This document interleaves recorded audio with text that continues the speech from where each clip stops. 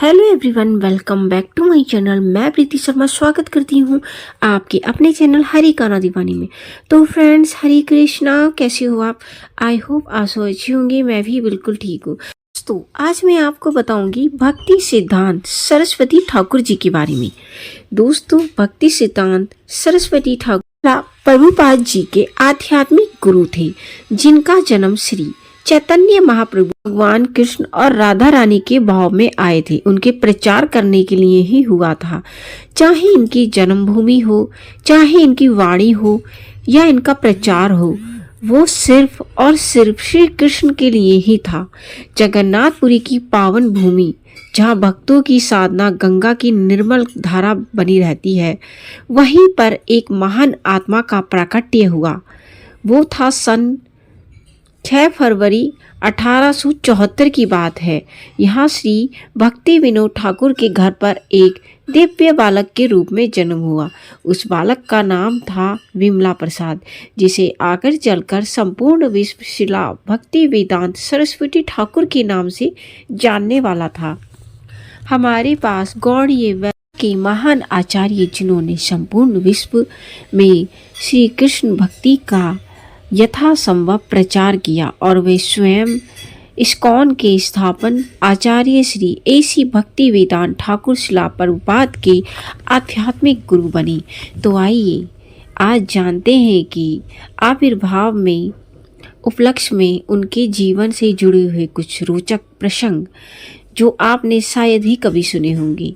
उनकी दी गई शिक्षाएं जो जीवन में उतारेंगे तो जीवन के दर्शन में कुछ झांकियां। 1905 में भगवान के शुद्ध भक्त ने ये निश्चय किया कि अगले कुछ वर्ष उन्हें कठोर तपस्या करनी होगी। उन्होंने भीष्म प्रतिज्ञा ली कि अगले 10 वर्ष वे 100 करोड़ बार हरे कृष्ण महामंत्र का उच्चारण करेंगे, यानी कि रोज 192 राउंड यानी 112वें माला हरे कृष्ण का जाप करेंगे। अपने इस तपस्या की मुश्किल में एक घंटा भी विश्राम नहीं करते थे, और उनके प्रसाद ग्रहण करने की विधि भी जानकर आप आश्चर्यचकित रह जाएंगी।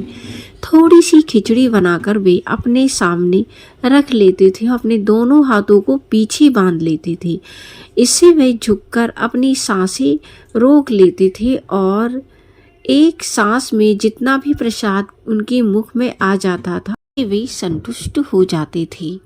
दोस्तों, जितना सांस रोकने में आता था, आश्चर्य की बात है, भरपेट वो नहीं खाते थे। सिर्फ वो उतना खाते थे जितना कि सांस रोकने में जितना उनके मुख में आ जाए। ऐसे वैष्णव आचार्य के बारे में, जिनकी देवी देवता भी गौर लीला श्रवण करने आ जाते थे। ऐसे भक्त श्रोमणी, जिन्होंने मात्र 7 वर्ष की आयु में भगवत गीता के 700 श्लोक कंठस्थ यानी याद के लिए थे।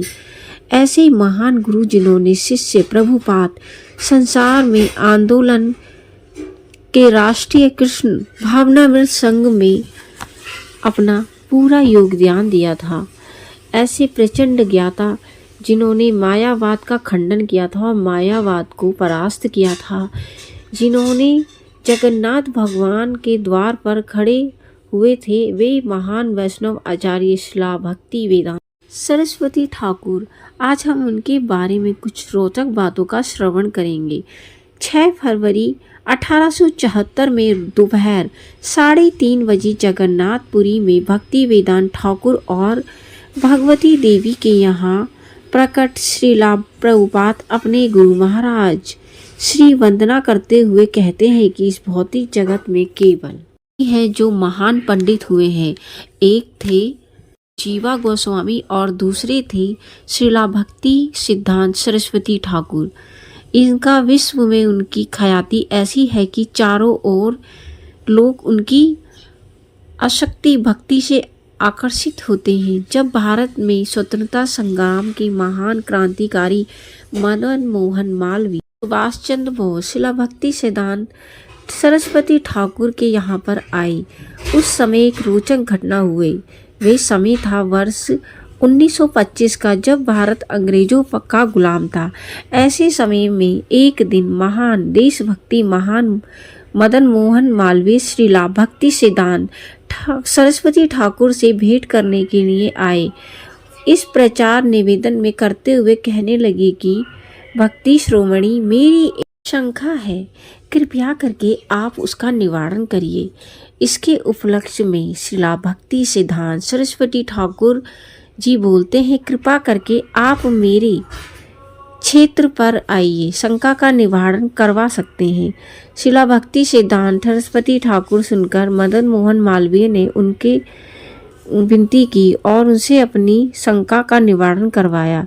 इस पर श्रीला भक्ति सिद्धांत सरस्वती ठाकुर ने उन्हें शिष्य के पास जाने का आग्रह किया। उनकी बात मानते हुए मदन मोहन मालवीय ने उनके एक शिष्य के पास गए, क्योंकि रसोई घर में विग्रहों के लिए बर्तन साफ कर रहे थे। तब मदन मोहन मालवीय ने उस शिष्य से अपनी शंका का निवारण करने के लिए क्या प्रार्थना की।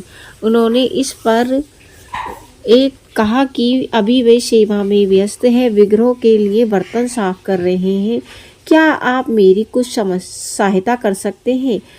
उनकी सेवा पूर्ण मदद करिए, मैं आपकी सारी शंकाओं का निवारण कर दूंगा। शिष्य की बात सुनकर मदन मोहन मालवीय जी ने बर्तन धोने में उनकी सहायता करने लगे। काफ़ी समय बीत गया तो मदन मोहन मालवीय श्रीला भक्ति वेदांत सरस्वती ठाकुर जी के पास आए और श्रीला भक्ति वेदांत ठाकुर महाराज ने उनसे पूछा कि उनकी क्या शंका है जिसका समाधान वो कर सकें। मालवीय जी ने उत्तर दिया कि मेरी सभी शंका का निवारण हो गया है। रसोई घर में बर्तन साफ करते करते मेरी सारी शंकाएं मिट गई हैं। ना जाने ये सब कैसे हुआ, एक चमत्कार से कम नहीं था। अपनी इस लीला के माध्यम से श्रीला भक्ति सिद्धांत सरस्वती ठाकुर भक्ति में और सेवा में वो एक ही चीज़ बोलते थे कि भक्ति और विनम्रता से महत्व को स्थापित किया जाए। श्रीला भक्ति वेदांत सरस्वती ठाकुर के बहुत सारे युवा शिष्य थे जो ब्रह्मचर्य में पूरी कठोरता से पालन करते थे। भारत का स्वतंत्रता संग्राम चल रहा था। सुभाष चंद्र बोस भी एक क्रांतिकारी संगठन बना रहे थे। इस पर वे श्रीला भक्ति वेदांत सरस्वती ठाकुर के पास जाते हैं और उनसे कहते हैं कि हमारे स्वतंत्रता संग्राम के लिए काफ़ी सारे युवा की आवश्यकता है। अगर आप आज्ञा दें तो आपके पास भी काफ़ी सारे युवा हैं, तो क्या आप उनको हमारे साथ भेज सकते हैं जो क्रांतिकारी इस संगठन में हमारी सहायता कर सकें। तब श्रीला भक्ति वेदांत सरस्वती ठाकुर जी कहते हैं कि ये सब अगर तुम भारत में हो तो भारत की आज़ादी के लिए लड़ रहे हो, अगर तुम इंग्लैंड में होते तो इंग्लैंड के लिए लड़ रहे होते। ये सब एक शाश्वत है, तुम्हें इसमें नहीं पड़ना चाहिए। और सुभाष चंद्र बोस को उनकी जो बातें थी इस तर्क वितर्क में वो एकदम शांत हो गए और उनकी बात समझ में आ गई।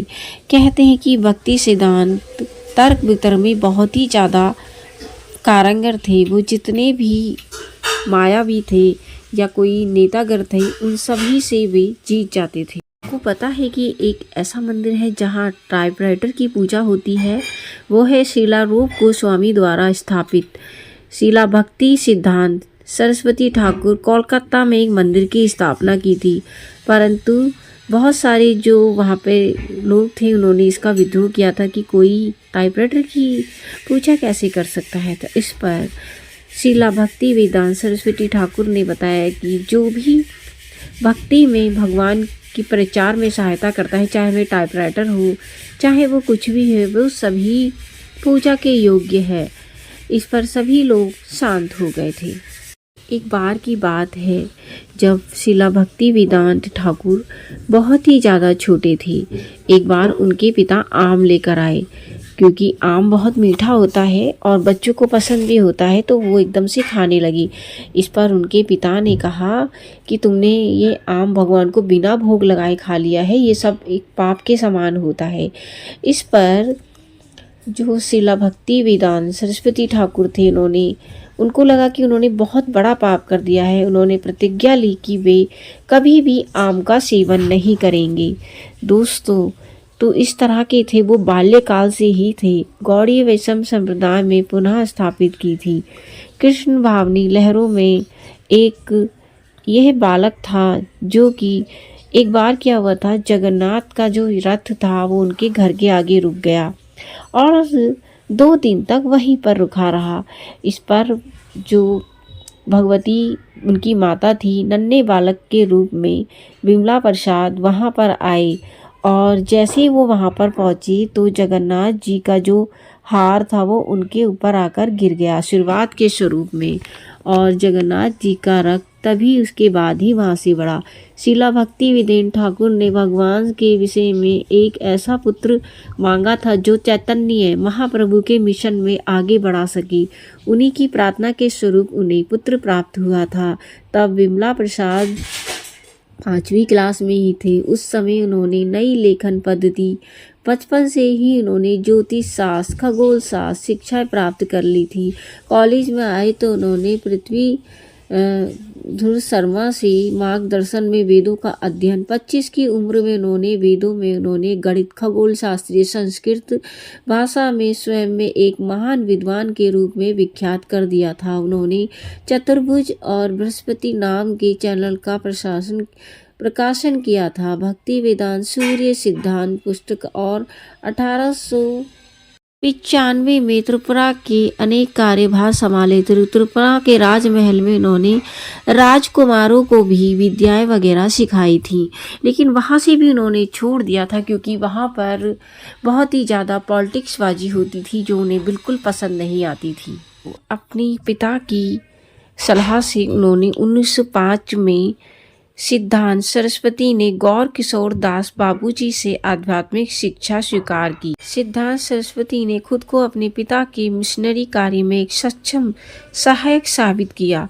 1914 में भक्ति विनोद ठाकुर के निधन के बाद सिद्धांत सरस्वती अपने पिता की पत्रिका सज्जन के लिए भागवत प्रेस की स्थापना की और वह फिर 1918 में सिद्धांत सरस्वती ने भक्ति सिद्धांत सरस्वती की उपाधि धारण करते हुए संन्यास जीवन का त्याग का आदेश स्वीकार किया। पूरे भारत में चैतन्य महाप्रभु के दर्शन का प्रचार करने के उद्देश्य से उन्होंने गौरी मठ नामक एक मिशन का गठन किया जिसकी पूरे देश में 64 शाखाएं थीं। गौड़ी मठ श्री चैतन्य मठ का मुख्यालय मायापुर में स्थित था। ये महाप्रभु का जन्म स्थान था। भक्ति वेदांत सरस्वती गौड़ीय विश्व वैष्णववाद की परंपरा में 20वीं सदी के तकनीकी और सामाजिक स्थिति के अनुसार समायोजित किया। प्रिंटिंग प्रेस को दुनिया भर में चैतन्यवादी शिक्षाओं को फैलाने का सबसे प्रभावी साधन माना गया। दोस्तों, शिक्षाओं को फैलाने का सबसे प्रभावी साधन माना गया। खुद कई महत्वपूर्ण उत्पादों, टिप्पणियों और दार्शनिक निबंधों के लेखक में 30 की दशक की शुरुआत में उन्होंने कुछ शिष्यों की मिशनरी कार्यों के लिए यूरोप भेजा और रूढ़िवादियों हिंदू धर्म की दृष्टि से क्रांतिकारी तथा क्योंकि परंपरागत रूप से भिक्षुओं को समुद्र पार नहीं करने दिया था। भक्ति सिद्धांत सरस्वती ने अन्य नवाचारों को भी लागू किया और ऑटोमोबाइल का उपयोग किया और अंग्रेजी अभिजात वर्ग के उपदेश देने के लिए अपने अनुयायियों को ब्रिटिश कपड़े पहनाना भक्ति सिद्धांत सरस्वती ठाकुर की सबसे विवादसन गतिविधियों में से एक थी। उन लोगों को पवित्र धागा प्रदान किया जो ब्राह्मण के रूप में पैदा हुए थे। कई जन्मजात ब्राह्मणों ने उन्हें एक पर चुनौती दी, लेकिन वैदिक सिद्धांतों के स्तंभों का उपयोग करके उन्होंने सभी विरोधियों को हरा दिया। अपने जीवन काल में भक्ति सिद्धांत ने निम्नलिखित पुस्तकें लिखी। बंगे सामाजिकता, बंगाल में विभिन्न धार्मिक समूह के दर्शन में एक लघु क्रांति 1990 में ब्राह्मण में वैष्णव वर्ग तदंतर विषयक सिद्धांत, ब्राह्मणों और वैष्णवों के बीच का तुलना निष्कर्ष, भक्ति सिद्धांत द्वारा मिदनापुर में दिए गए एक प्रसिद्ध विख्यात का आधारित एक निबंध। ये पुस्तक 1911 में प्रकाशित हुई। प्राकृष्ट रस सात दूधिया और 1916 में प्रकाशित हुई। वैष्णव के जिस प्रकार की वैष्णव है कविताओं का भी वर्णन किया, जिसमें चैतन्य के बारे में बहुत ही अच्छी तरह से बताया गया था। भक्ति सिद्धांत गौड़ी की महत्वपूर्ण पुस्तक में लिखी गई थी। राधा कृष्ण के प्रचार के लिए ही उनका जन्म हुआ था। तो आई होप कि आपको ये वीडियो बेहद पसंद आया होगा। यदि वीडियो पसंद आया हो तो वीडियो को लाइक शेयर करिएगा। चैनल पे नए हैं तो चैनल को सब्सक्राइब करना बिल्कुल ना भूलें। दोस्तों मैं मिलती हूँ न्यू वीडियो में न्यू टॉपिक के साथ। तब तक के लिए हरे कृष्णा।